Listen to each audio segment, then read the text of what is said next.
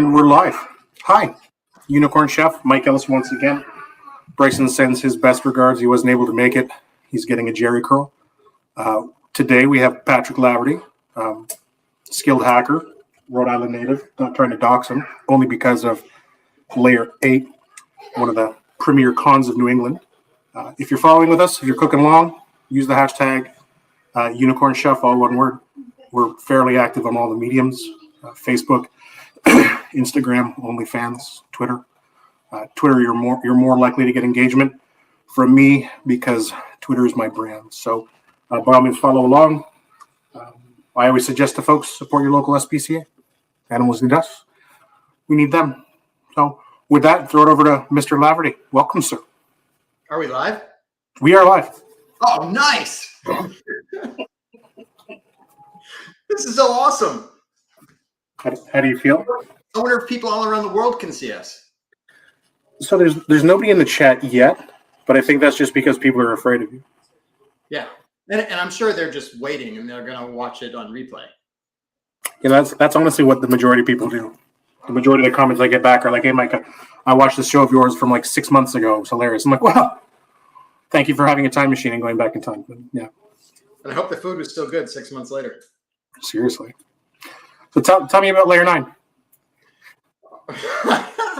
All right. So Layer 9 - 1, Layer 8 is a conference that I created with my co-organizer, co-creator Lee Snyder in 2017. First one was in 2018. So this year is going to be our 5th one. It is the first conference that has ever been solely about social engineering and OSINT. So we are going to be having it on October 8th this year and virtually, so no travel required. The CFP is still open until the end of the month.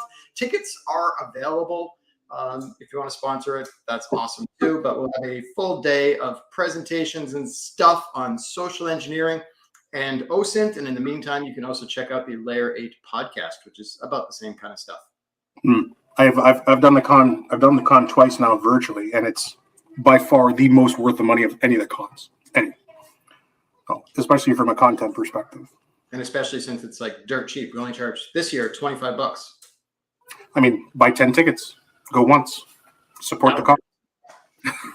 I would love it if somebody bought 10 tickets. Right? But more importantly, what are you drinking? Oh, let's see. I guess this. So I'm going to go with a Mike's Hard Lemonade tonight. A me hard lemonade? Yeah.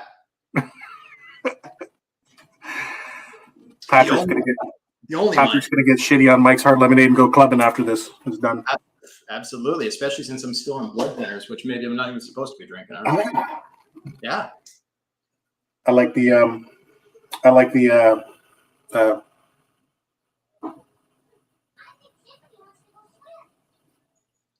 it's funny, these little dumb words that kind of go out of my head.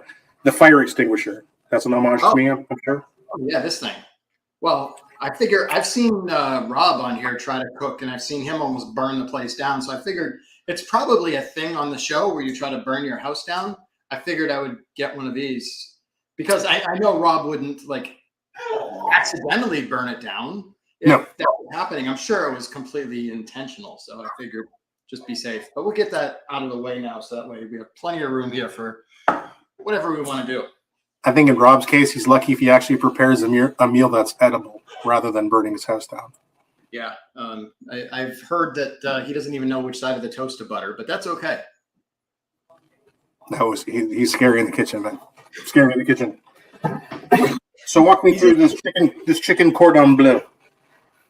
Oh, is that what we're making tonight? Well, you chose the menu. I don't know. Uh-oh. All right. Well, let's do it. So how should we do this? Let's see. I got the oven preheating. I got that going up to 400 degrees, so that will be all good. Let's see. I got my pans. And one of the things that I like to do, because I'm super lazy, is I just put the foil right in the pan. That way I'll have to clean the pan later. That seems smart. Yeah. So are you doing this fully in the oven? Or are you doing... Okay. Yeah, let's do it in the oven. Oh, Randy from Geeks on the Loose just says it's actually pronounced Cordon Bleu. So I have a feeling he's beating his meat and thinking up things. Cordon Bleu? Or He's like 400 years old. So you're just gonna go like, ah, yay. all right. So I also use the spring on. Okay. There we go.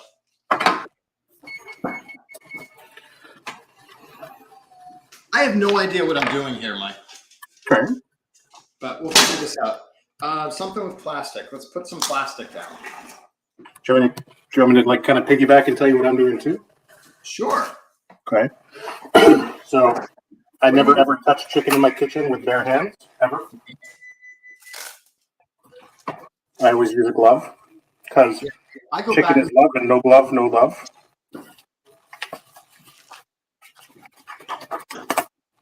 These gloves actually are a little terry. What are you doing? Oh, chicken. I take a nice chicken booby. Ooh, look at that. People cringe when I say that.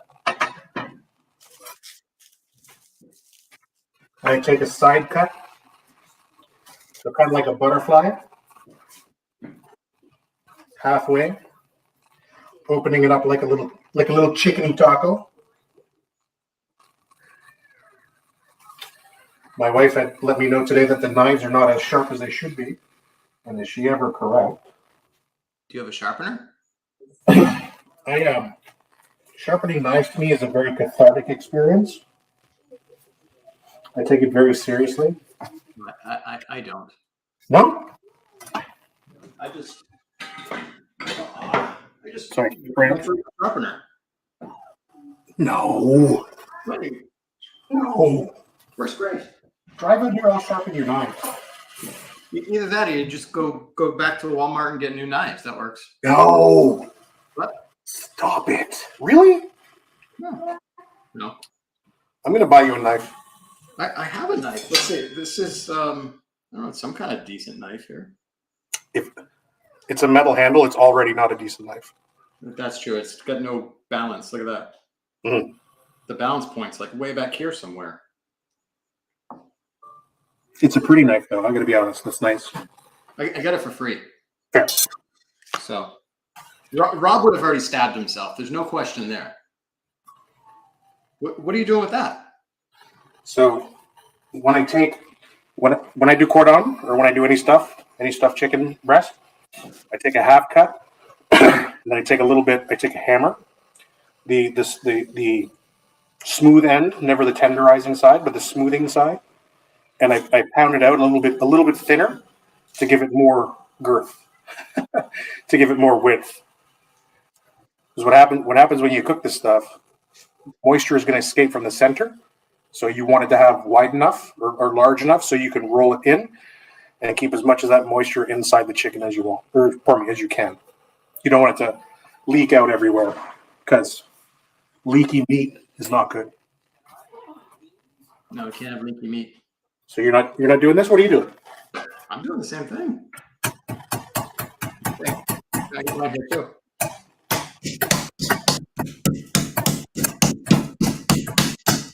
You pounded it?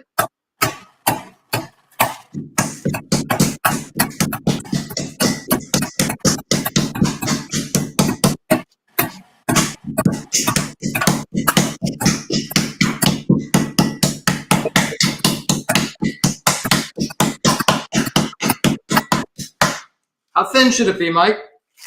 You know, I never go paper because you're rolling it up anyways. Yep. But that's what I generally do.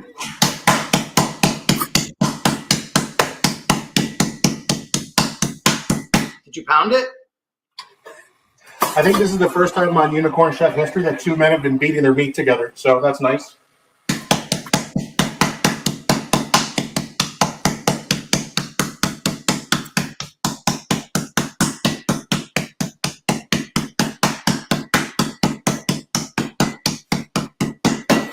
Right. That looks good. So do you have a technique for beating your chicken? You like go for the center? I just whack it until it's done. Okay.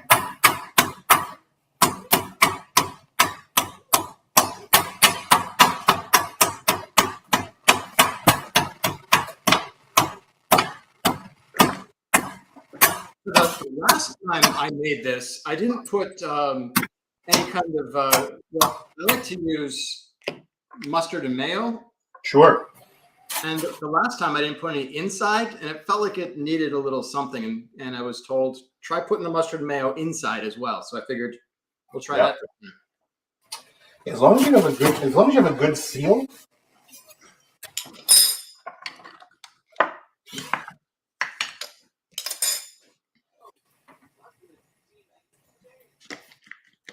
So I only have one more chicken breast to pound out.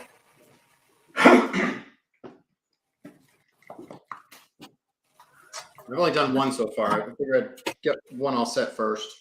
And then pound the second one.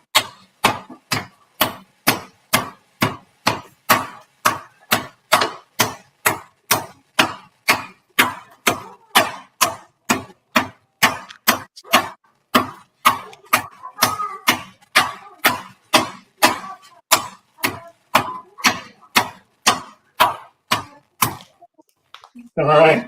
Ketchup on it. Oh, technically, I'm just drinking ketchup. Oh, okay. What are you cutting open? Oh, fancy. Yeah.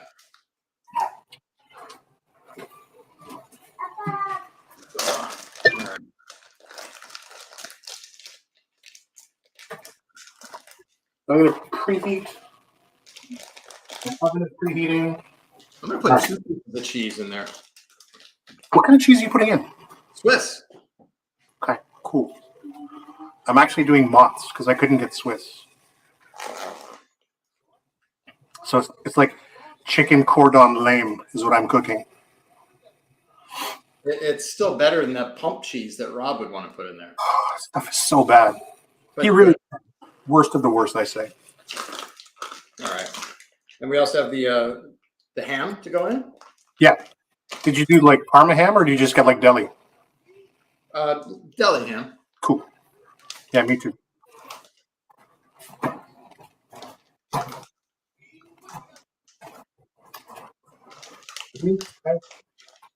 All right.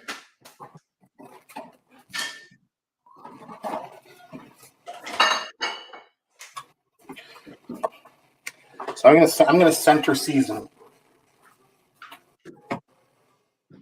You're going to center season with what? So I'm gonna do a Dijon. Sorry for showing my arm. I ran out of gloves. I'm gonna do a center seasoning of a little bit of stone ground Dijon, a little bit of what do you call that? Seasoning salt. Yeah, let's put some salt in there. And a little bit of garlic. Not garlic to really bump it up, but more so garlic to kind of hang out with the ham. You want garlic in there too?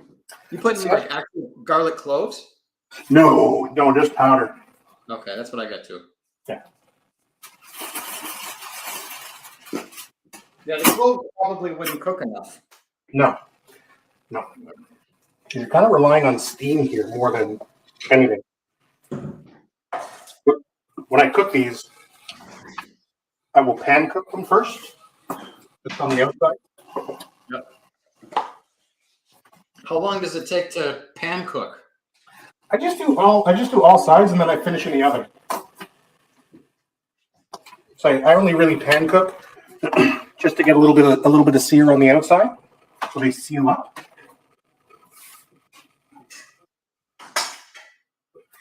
This.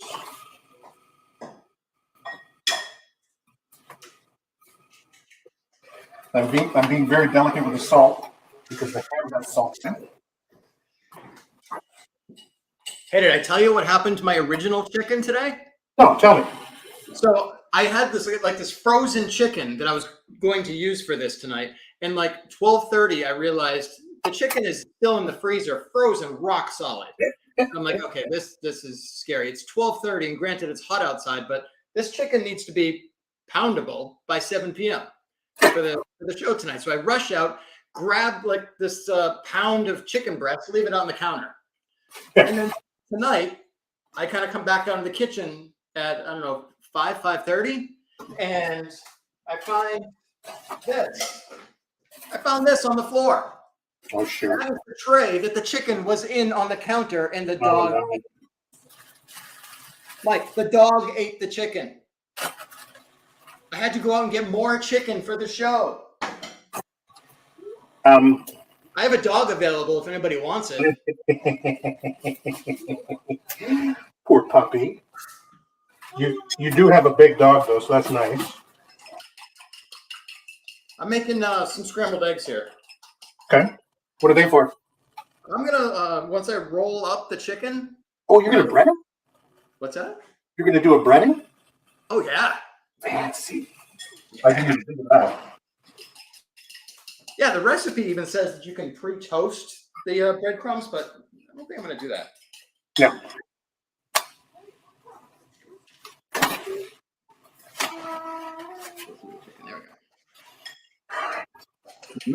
There we go. All right, get that ready.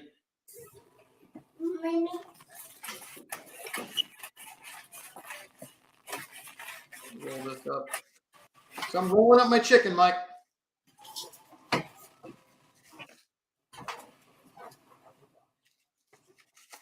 Ooh, fancy. Do you toothpick anything, or do you just kind of like leave it? I just leave it. Yeah. Let's see if we'll just kind of hope that it holds together. Fair. Looks gorgeous though. Look at that. All right. So we got our chicken all rolled up that we're gonna now dump into the egg.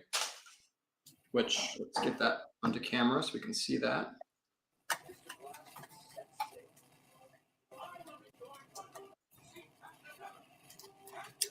Rinse my hands off here.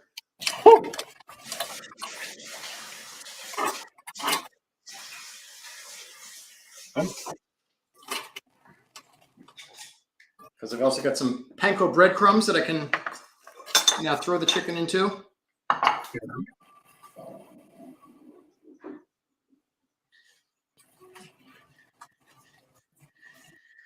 Roll it right through.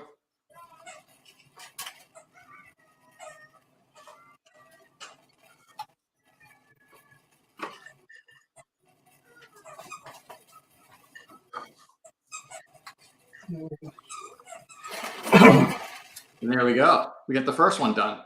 That's pretty, buddy. I'm gonna do another one. Are you making this meal for yourself often? This is the second time I've ever done this. Okay.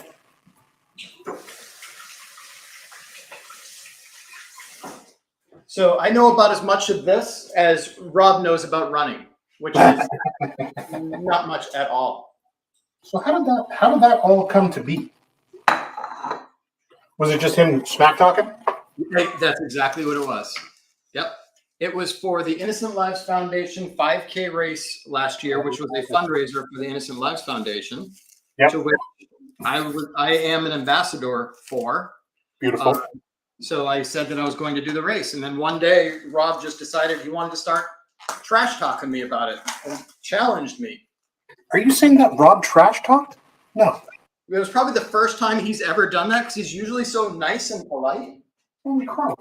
You know, he's like the kind of guy that everybody would want to bring home to mom. Yeah. Except when he's not, which is like all the other times.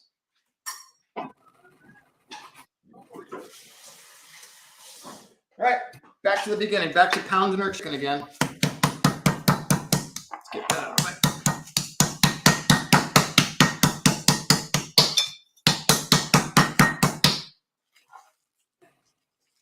You're just kind of turning me on, to be honest.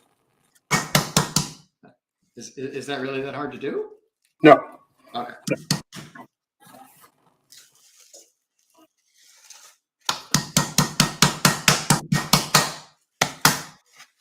So this is my pre-roll.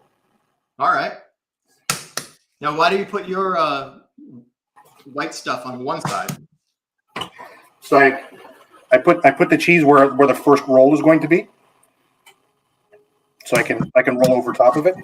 Okay. That's my plan.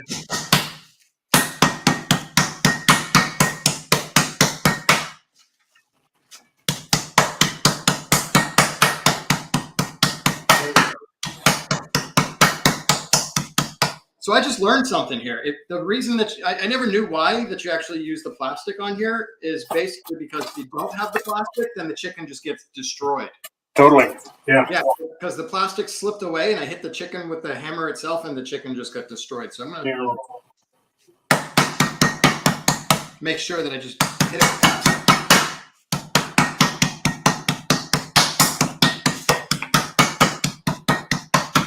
Now we're learning. All right. You can almost see through this one. That's good.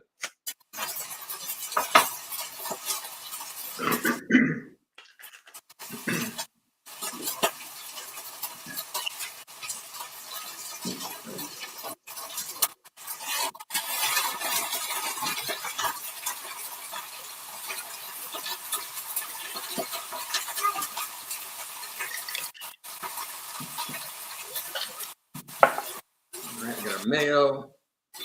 And let's say that. Some more Dijon mustard going on there. Okay. Get that a little flavor on the inside.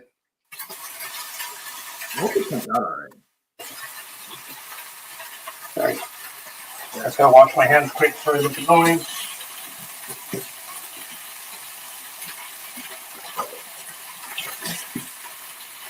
All right.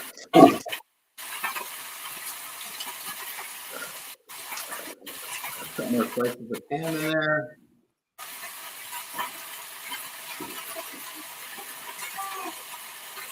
Got the slices of Swiss cheese going in there.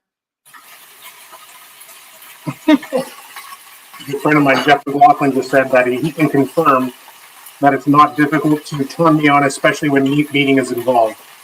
Jeff, I love you. He's a dirty hipster. Gotta love people that know you. Say again? Gotta love people that know you best. All right. We got our destroyed rolled up chicken. Oh, it's gorgeous though, man. Going into the egg wash, which I guess is really just egg. So I don't know if egg wash is supposed to be anything more than just egg. And then the breadcrumbs. I hope Jeff is sipping a nice IPA, like the scumbag fixie typewriter person is. That looks really pretty. Seems kind of passive aggressive to talk about people like that. Be passive aggressive? No, stop it. All right. We'll put that. That one's on the pan. Wash the hands. Okay.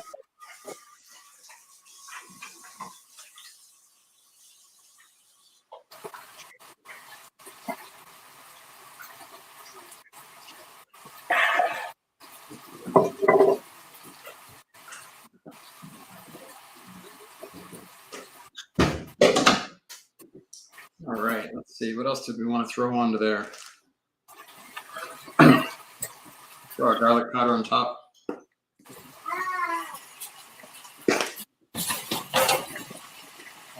You already ready for the oven? So I'm panned right now. Okay, I'm throwing mine in the oven. Yeah, because you literally have a half hour to cook them. So yeah. Perfect.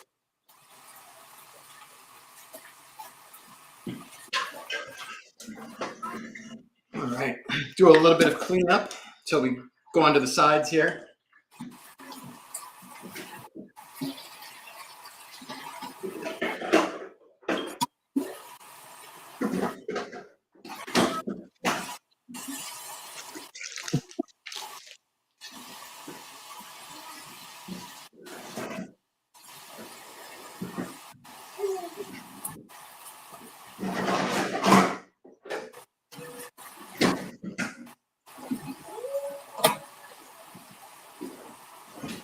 I'm going to open these right now.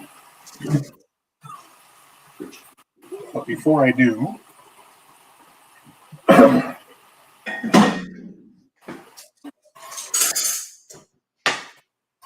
these are yes. Look at that. That looks great.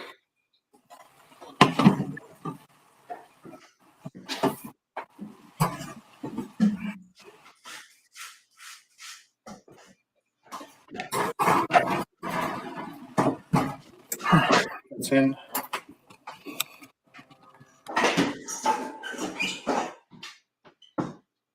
I'm going to let those cook for probably 10 minutes before I do anything else.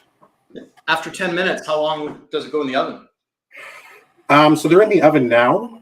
I would suggest probably 26, 27 minutes it should go in the oven for. You always test chicken anyways. You have to make sure that your chicken is below 15 degrees. Or is it above 165? I don't know. I like living the best. I go for 165. Chicken. I think there's something cool about chicken sashimi. It's like this little thing you hear. This. I thought you were going to tell me you were pregnant. No, or that I have COVID. No. So yeah, this says 165 or 74. I guess you can do whichever one you want. Mine says anything under 145, you're a gangster, and anything above that, you're a coward. So, I think I'm going to believe you. I'm going to believe yours. Ah, Bree, you're finally here. Bree says LOL. That's how she says hi. Hi, Bree. So, what got you into OSINT? Say that again. What got you? What got you kind of going with like OSINT? Nobody else that I knew of at the time was really doing it. More that I got into social engineering first, because I thought it was a whole lot of fun.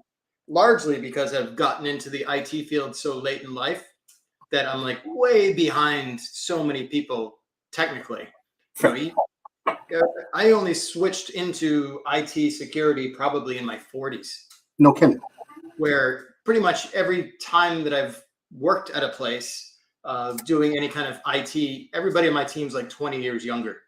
Yeah. So it's really hard to catch up technically. And I think as soon as I had just a little bit of a technical background and then got to mix some social engineering with it, it seemed to be a whole lot of fun because understanding how people work and understanding biases and psychology and those kinds of things seemed to be a good bit of fun being able to put them together. And then the OSINT just came along because the two pieces go so well together. Being able to understand how to exploit certain people and places and things with the social engineering, you kind of need to have a little bit of an understanding of what's there. Get a little bit of the backstory, which is really going to help with those types of things. So that's where the OSINT part comes in. Awesome. I've been in the credit and collection industry for 26 years now, and OSINT for me started off as tracking debtors, figuring out where a debtor is, and the fun part of that, and the social engineering aspect of that, is for me calling your next door neighbor, making you like me, and then telling me where my debtor is, right? So it was interesting for me as kind of OSINT kind of as a thing took off, and learning how to talk to people and learning how to ingratiate yourself and how to be when does it make sense to be an agitator and when does it make sense to be a lover, and figuring out how people respond to those equally has been really, really effective in my industry. So as OSINT kind of came up as a thing, I was one of the first people going, we've been doing that in credit for 1 billion years, but obviously there's a significant technical evolution though to OSINT and the kind of tools, that we have at our disposal. And some of those tools are effing scary, I'm not the person to F with because I can find you in a second, with the stuff that I have access to. Yep. But, those things that I have access to that make me scary, if you pay 99 cents, you can have the same thing as a one-time offer, right? So the internet has become a very scary place sometimes, if you want to maintain kind of anonymity. But knowing OSINT and knowing the kind of tech behind it, you can make yourself a lot smarter on how to distance yourself from being manipulated. Yeah, and you also have like the OSINT mindset where it's not about the tools. It's understanding how things work and how to figure out the different steps. You know, like you said, you figured out, I'm going to go make friends with the next door neighbor and then build from there. Like that's not IT technical. That's just smart social engineering. I love that stuff. It brings me joy. Me too. I read a book when I was a kid, Neuro-Linguistic Programming. Okay. That was like, yeah. So, I mean, it's a bit hokey now, but, you know, storytelling for the sake of benefit, you know, I'm like, well, this kind of manipulation is a little bit evil.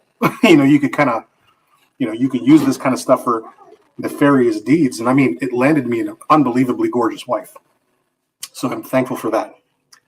Jeff says the internet is scary. Come on. Jeff met me on the internet, so I've never let him get away. I track him everywhere.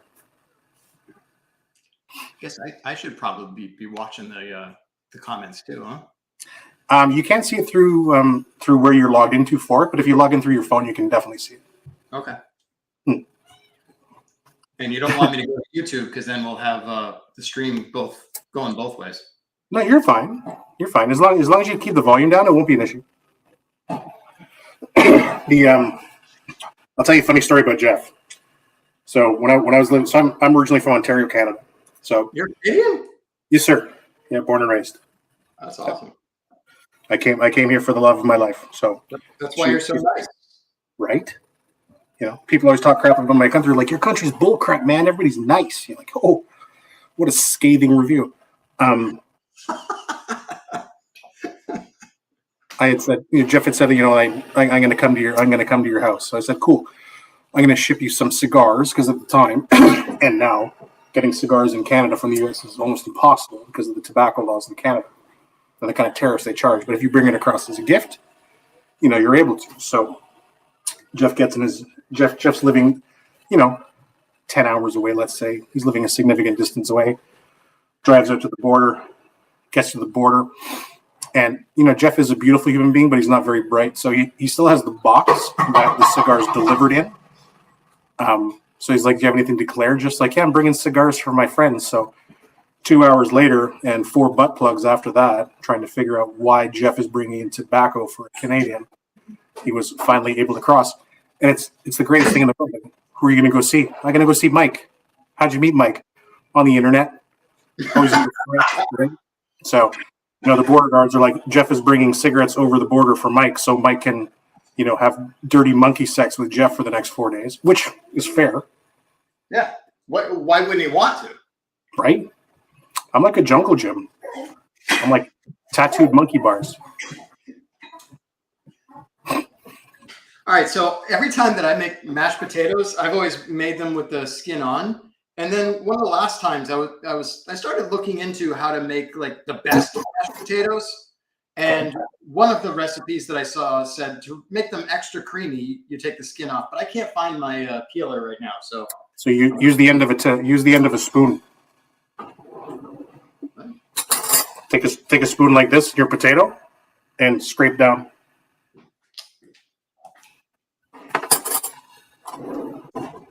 That's the old grandma way. Guess that works. I guess I don't have to get all of it. I would say my grandfather was in the army, and he always said when he'd get in trouble, when he got in trouble, actually pretty fairly often, he would have to be put on potato cutting duty. Yep. So he said he made like 4 cuts to the potato, like one basically down the center, threw it away, the 2 ends, and then another one. And he said he would pass a potato for mashing like this big.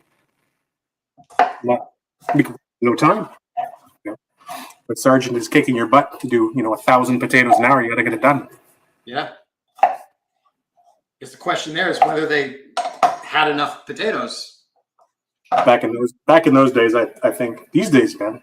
I mean, you saw crazy supply chain issues with food. Right. Potatoes are in. You're doing a mash. Yeah. It's easy.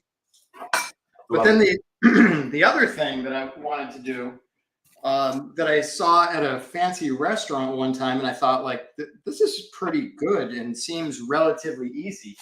Right. Brussels sprouts.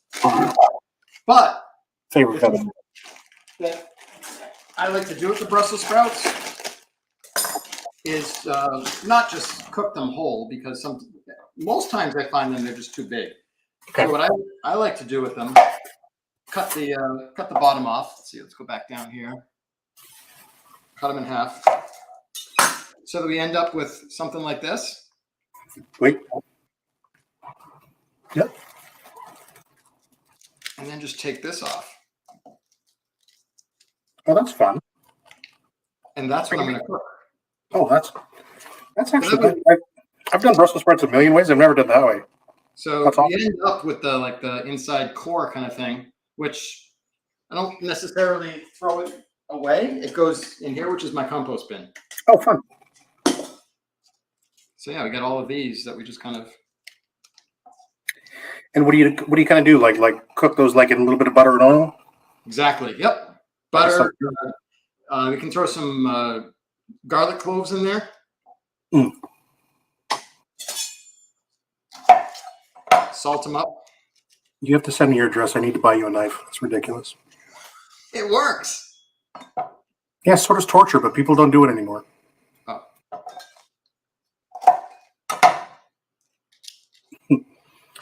Yeah, I've been meaning to get a good set.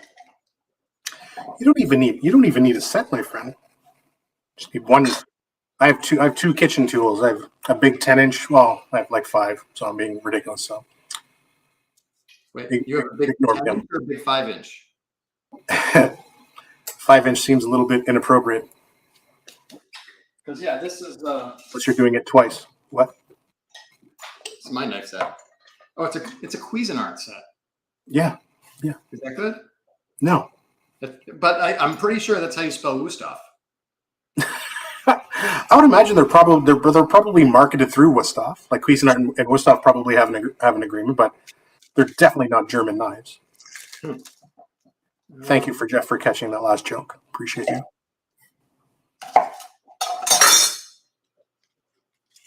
That's so fancy. So I'm going to do here. I'm going to show you my wife. I'm going to show you my wife's knife. Are you ready? Yeah. Okay. Oh, nice. Is that a ceramic? You can tell it's a good knife because it says chop on it. Okay. And it's from the Jamie Oliver collection. Does it say chop in case you just forget? So that's the way I position it. But in order to not get beat up by my wife, I never say that.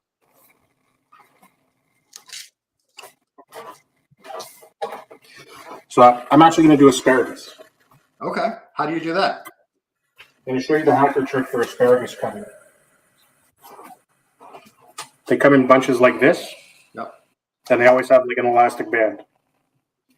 So you take out one. You let it snap on its own. So you see this distance here. That's how much you want to cut off.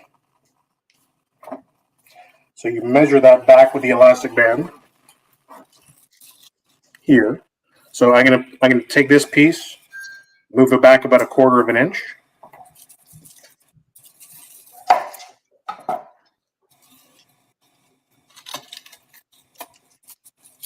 And I'm going to cut the entire bundle from here down. And then I'm not going to get any woody kind of ends, any rough ends. Yeah, you're dropping knowledge for people here, Mike. Well, the other reason why you keep the elastic band on is because when you need to throw it away, it's not going to fall on the ground in 17,000 little pieces. You're going to have a nice little contained thing. Jeff, you need a knife.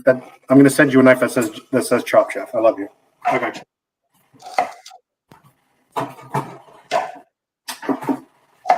How much should a good chef's knife cost? Like $150 or something? So I'm a terrible person to ask that question to. I have because you'd pay anything. Well, I'll pay anything once. I guess is the best way to put it. Well, I think a good chef's knife probably is going to last you a long, long time. Yeah, I mean, I bought a Kramer, a Wusthof by Kramer, So that was a 10-inch chef's knife.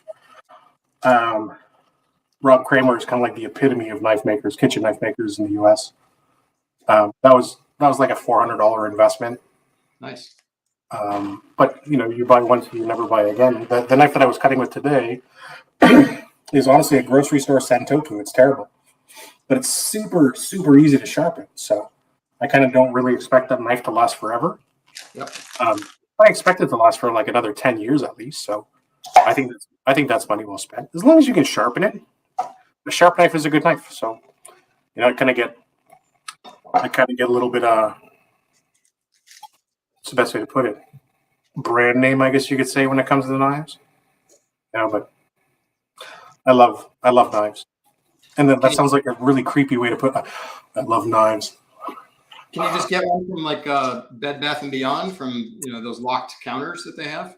Yeah, as long as you can sharpen the knife, as long as you don't have to buy like a pull through sharpener, as long as you can do as long as you can do something with that knife and you take care of the knife, yeah, I don't think there's anything wrong with that.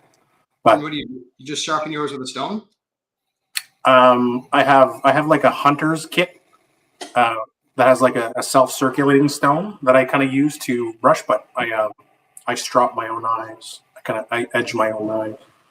It's very cathartic for me. I just go down to the basement. And my wife, she kind of laughs at me, and I'm like, I pick up all the knives out of the kitchen like CNN.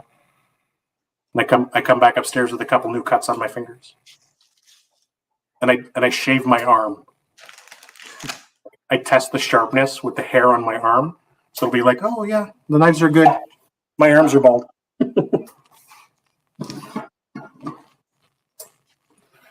I'm just heating up my pan for the asparagus. You still drinking that Mike's Hard Lemonade? I haven't seen you take a sip. Yeah, I keep forgetting about it.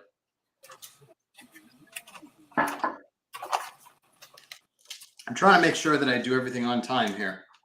All right, we got plenty of time. All right, so Chicken's good. that's probably enough for now. Wait, that looks gorgeous, actually. Because it is going to cook down a bit.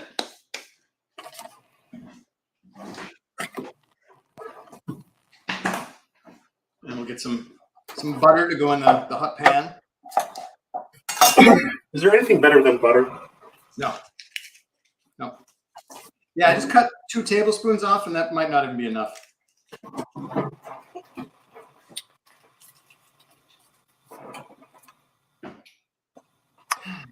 To Randy's point, I call it my hard lemonade. Did everybody catch that it was my hard?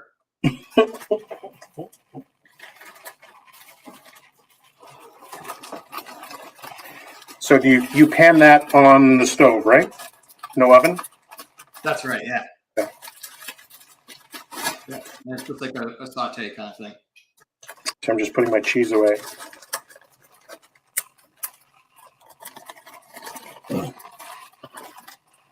Jeff is devolving the chat, so. What happened to the chat here? Where'd it go? I'm going to apologize for him and be proud that he's my friend at the same time. So both.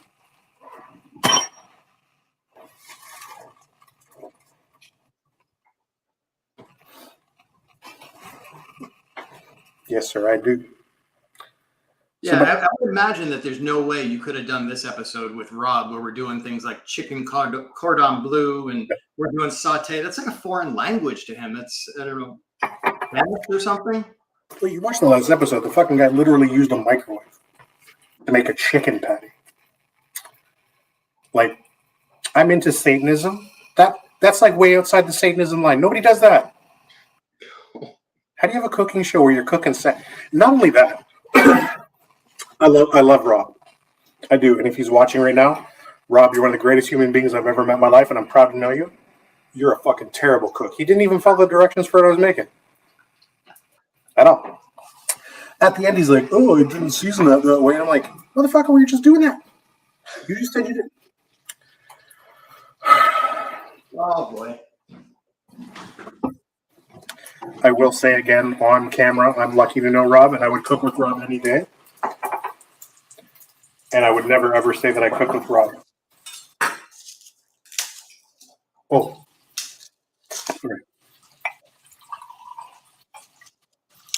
are you pouring out there? A little bit of wine, my friend. A little bit of wine. All right.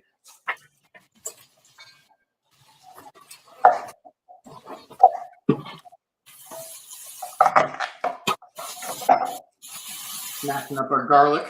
Throw it right in with the butter. So I have to tell you my asparagus recipe if I could. I usually just like put melted butter on them and throw them in the grill. Yeah.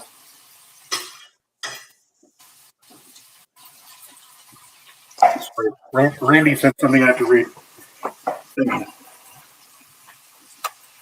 Randy says, I just made fresh sausages, gnocchi with pesto, and veggies, and ate it. I started after you two oh, I get it. Yep. Yeah. So what Randy is saying is that Deanna made dinner. He enjoyed it. A long time to heat up sausage. Right. He probably even used a microwave. You know, Jeff is going to appreciate this comment, but Randy, I hope you are. I hope you drink your prune juice.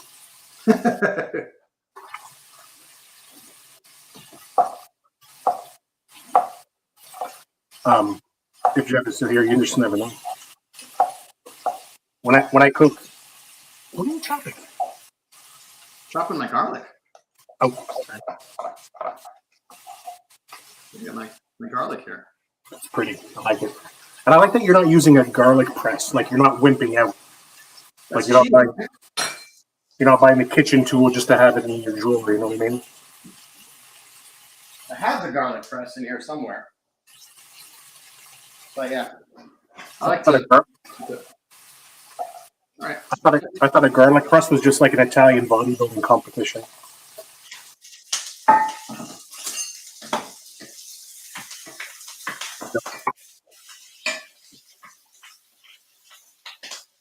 How does your kitchen smell? Oh, it really smells of the garlic right now. Let's see. Bring this. See how far we can get the camera over. Oh, that was so good. Get that going over there. Let's check this out down here too. Yeah, get those going. That looks really pretty, actually. I like that. I love it. I should have breaded it.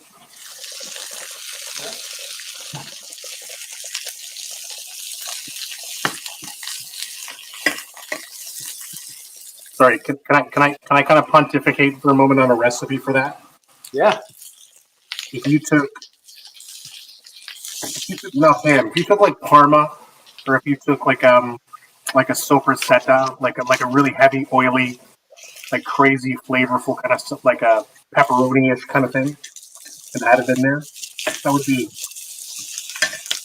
really good. Yes. Sometimes what I also add into that is just crushed red pepper. Yeah, make it spicy. Yeah. Do you generally eat spicy? Oh, see, there you go, crushed peppers. Why not? Throw a little bit of that in there. So, is it just you enjoying this tonight, or are you cooking for the dogs as well? I'm just cooking for me right now. Your dog is full from having the 2 pounds of. Yeah, she had plenty.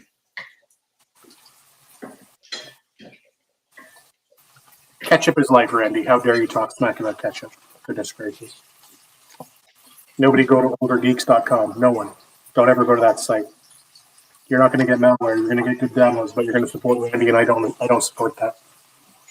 You know, it's one of the hardest things that I have when I'm making these dinners, even though I make it over and over again, is figuring out all the timing on everything. It seems like just about every night, one thing is done 5 to 8 minutes before something else, and then try and keep it warm.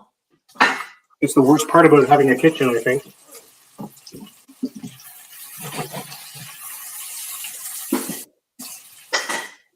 And you would think after you make something a few times, you would figure out the timing on it, but still, like I've made these Brussels sprout thingies a few times now, and I still have no idea. I'm guessing they take 7 or 8 minutes.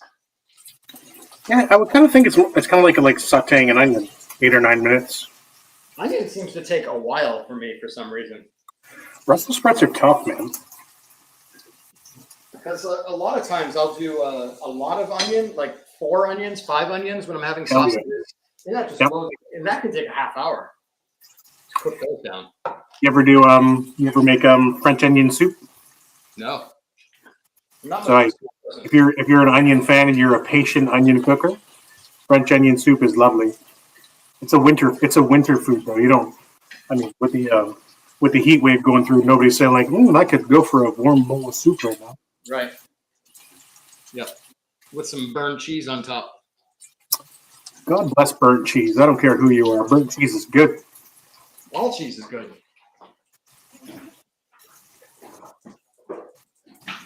Putting some stuff away so I have some space here because I got a huge mess. Somebody just called cheese America's soup. Kinda. Yeah, kinda. I'm not sure that's necessarily a negative either. Hot cheese is good. Should we try to make like this Dijon cream sauce? What are you gonna do? Show me. Come on, get it. Do the cream sauce. All right. If this was OnlyFans, me saying cream sauce means something different, so I don't mean that. Let's see. Oh, that's what the cheese was for. Okay. I think there's a reason I never get asked on people's podcasts. Saw the innuendo. I didn't know it was just innuendo.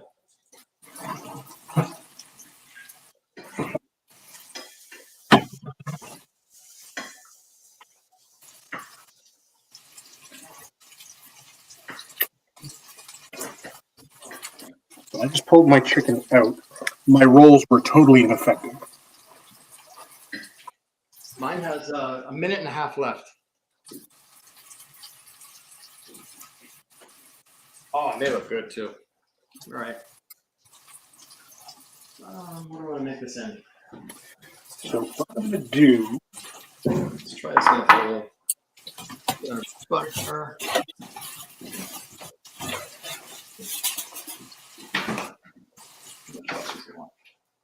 One and a half tablespoons butter.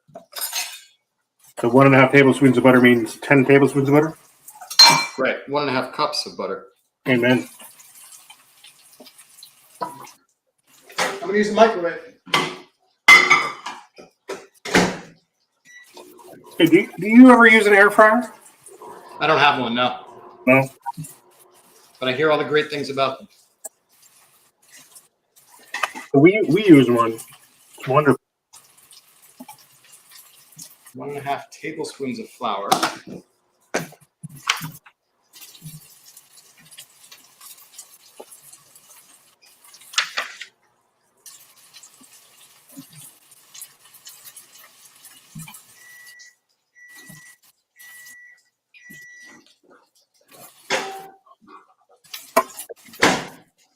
All right. I think the Brussels sprouts. Oh, look at those. Nice. Yeah, the Brussels sprouts are about done here too. Okay.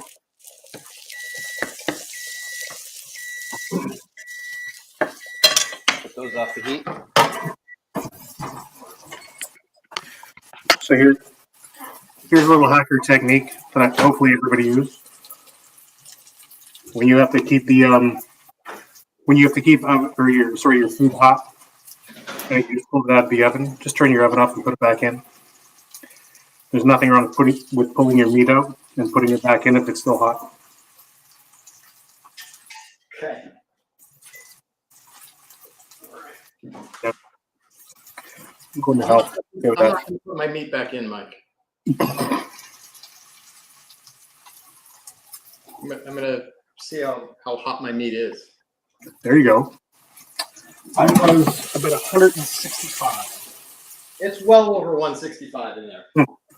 I don't need to do anything more with that.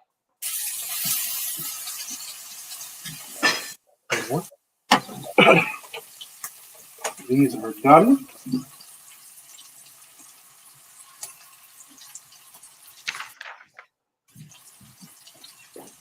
Flour's right here.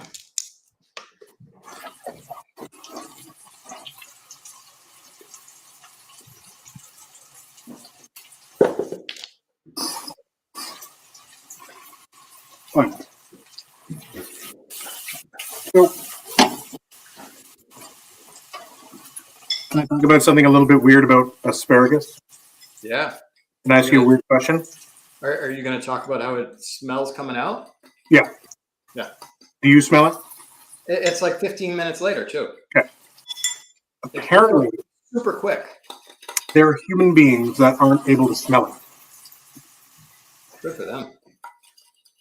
There are folks, and I'm not saying I know someone, but I'm married to her,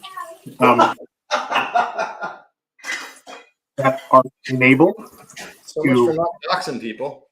Right? There's people that are enabled to notice that smell of asparagus later. And I think that they are genetically superior.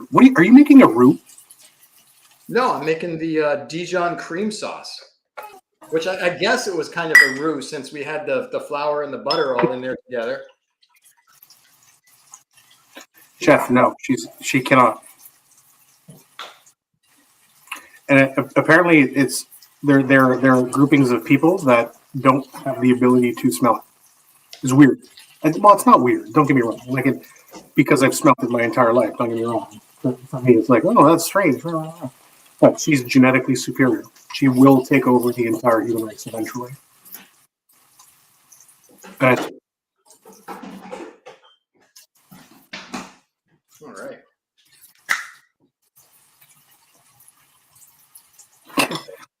For just a brief second, I honestly, because of the shape of that, I honestly thought you just opened like a Starbucks latte. I'm like, well, here we are. Nope.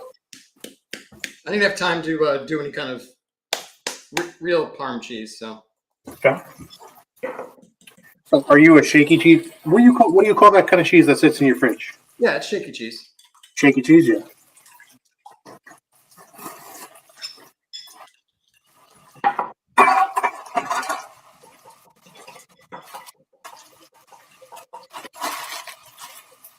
I love how dedicated you look in stirring that. It really is motivating. It really is. Right. Let's see.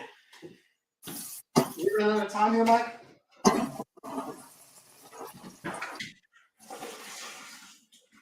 Look at Randy talking. Goodness, always time to get. You like to sniff pee-pee. Stop it. Sorry. Ooh, mash those potatoes. Mashing them up. Are you an extra creamy kind of guy, or do you like them to be like country style, a little bit of chunkiness?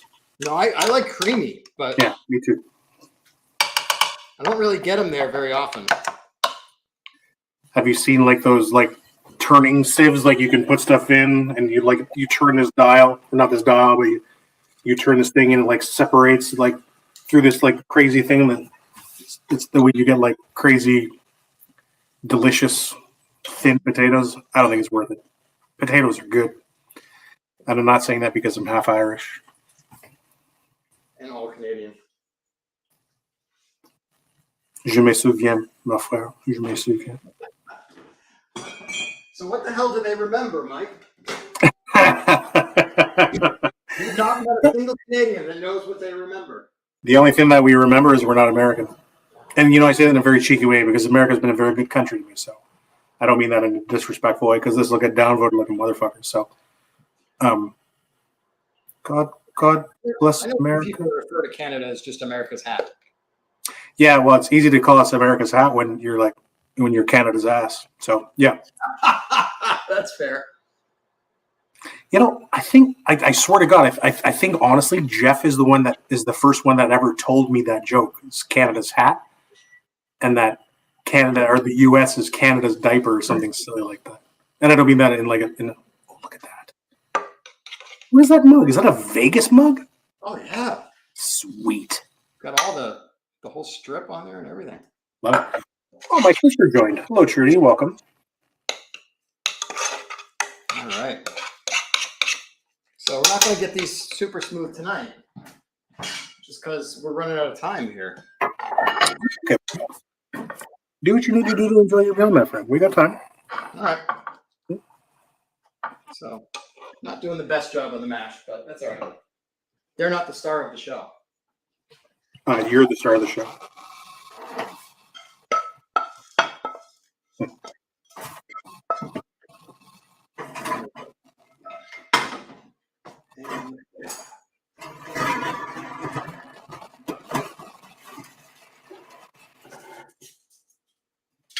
Oh, the cheese is just falling out of this, Mike.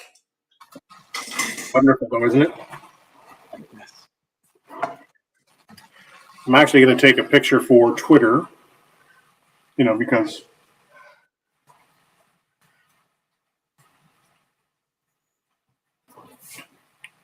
that's my brand. Oh, buddy. See, you're plated? My God. All right. Hang on. I'm plating right now.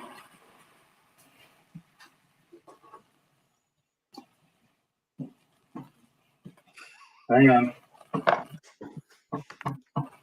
Yeah, it's not the best plating, but it's done. That's okay. Bryson is the one that's famous for beautiful platings. And Caitlin, too, I got to be honest. Well, you do also somewhat taste with your eyes, so if it looks good, it's going to taste better. So I keep telling my wife that's not true because that's the way she looks at me. Hold up your plate.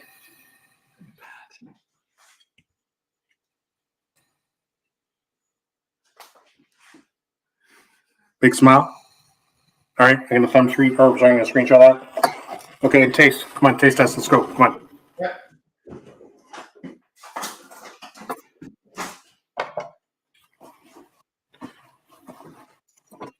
It's nice to see my sister in here when she's not smoking her free marijuana. Oh, Rob finally joins. Johnny come lately. Which time zone is he in? Jesus. Hey, Rob, what time do you think the 7 o'clock show starts? He's a douche. If I didn't love him so much, I'd hate him. He missed all the nice things you said about him. Like that. It's like a hot pocket.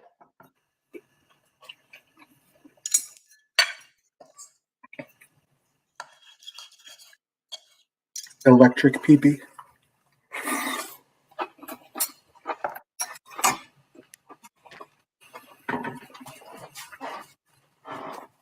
Okay, that's dumb. So hungry. This is high quality. I just want to point out two things. Number one, the journey you had to go through to get chicken. Because of my damn dog. Yep. Thank you for doing it. Otherwise, we would have been cooking tonight. Just me going. The next thing I do. You're awesome. Thanks for having me. This is so much fun. Layer 8. Rob is finally here 2 minutes into the end of the show. And he's like, I'm going to poop talk. Shut your face, Fitzgerald. I'll kick your face in.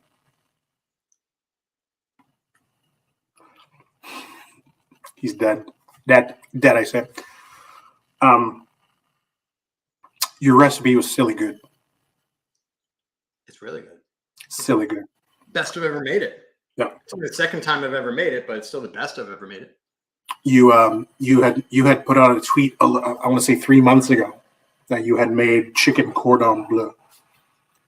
And I was like, well, you should do that on the show. So it's finally nice to get you here. It's finally nice to talk about Layer 8, which, as we know, is upcoming.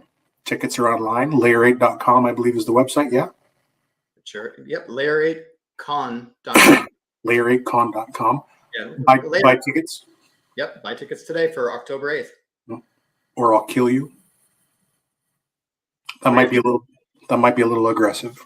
Or, it'd be worse than you killing them. Have Rob for them. Ooh, can you imagine? I'm pretty sure that's like against the Constitution with like cruel and unusual punishment. If so you either have to get beat up by Mike or you have to eat Rob's cooking. Like, I think getting beat up by Mike is easier, right? Yeah. God. So yeah, buy tickets to Layer 8. It's a beautiful conference. It's one of the best put on conferences. I'm not going to say New England because I think that's a little diminishing, but I think from a country perspective, It's well put on. The people that present are phenomenal. The content is incredible, and you should definitely participate and support that kind of community, or support the community. I think also you should support your SPCA. You should donate some time, donate some food, donate some love. Animals need us, we need them. You should definitely use the hashtag Unicorn Chef, especially on Twitter. That's primarily where you're going to get the most engagement from us. But of course, my sister calling me a weakling on YouTube, she knows is going to work out real bad for her.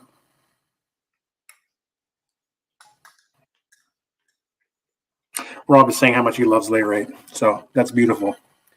You have any parting words for me, my friend? I think this was a whole lot of fun. I can't wait to do this again. Thanks for letting me come on, and thanks, Bryson. When Bryson gets back from having his perm, I think he's going to be really happy that this happened. Yeah, this is a great thing that he created here and has you doing with people as well. I think he regrets that aspect because, the more that I do, the more people are like, "Oh my God, you're so much better looking than him," and so it kind of gets weird like that.